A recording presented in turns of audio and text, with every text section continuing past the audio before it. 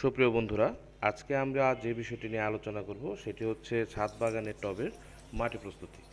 তো মাটি প্রস্তুতির জন্য প্রথমে যে কাজটি করতে হবে সেটি হচ্ছে টবের নিচের যে ছিদ্র, এই টবের ছিদ্রটি আমরা একটা সুরকি দিয়ে বন্ধ করে দিব এবং সেখানে সামান্য কিছু পরিমাণ নুড়ি পাথর বা ইটের খোয়া আমরা ব্যবহার করব।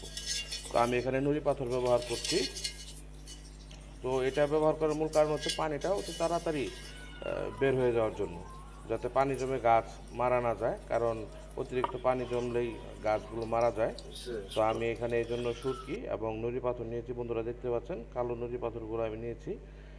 তো এরপর যে কাজটি করতে হবে, আমি এখানে মাটি নিয়েছি, মাটি এবং গোবর নিয়েছি সমপরিমাণ। এখানে 20% নিয়েছি আমি বালি এবং সামান্য পরিমাণ নিয়েছি ভার্মি কম্পোস্ট এবং সামান্য পরিমাণ বোরন, যেটা আমি মাটিতে আগে মিশিয়ে দিয়েছিলাম। সামান্য বোরন, বোরন হচ্ছে মূলত গাছের ফুল এবং ফল বৃদ্ধিতে সহায়তা করে। তো এই জন্য আমি বোরনটা ব্যবহার করেছি। এটা আপনারা চাইলে স্প্রে করেও ব্যবহার করতে পারেন অথবা মাটিতেও দিয়ে দেওয়া যায় সামান্য পরিমাণ।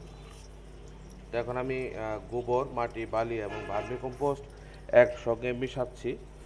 এগুলোকে ভালোভাবে মেশাতে হবে। আমি অবশ্য আরও 7 দিন আগে মাটি, গোবর এবং বালিগুলো করেছিলাম, যে রোদে শুকিয়ে সামান্য পরিমাণ ছত্রাকনাশক দিয়ে রেখেছিলাম এবং মাটিগুলো ঝুরঝুরে হয়েছে, বেশ ভালো, বন্ধুরা দেখতে পাচ্ছেন। তো এই মাটিগুলো সুন্দরভাবে মেশাতে হবে, কারণ এই মাটির উপরে আপনার গাছের স্বাস্থ্য নির্ভর করবে। তাই মাটির প্রস্তুতিটাকে বিশেষভাবে খেয়াল রাখতে হবে।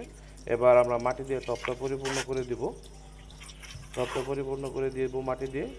তো বন্ধুরা, ভিডিওটি আমি দীর্ঘায়িত করতে চাচ্ছি না।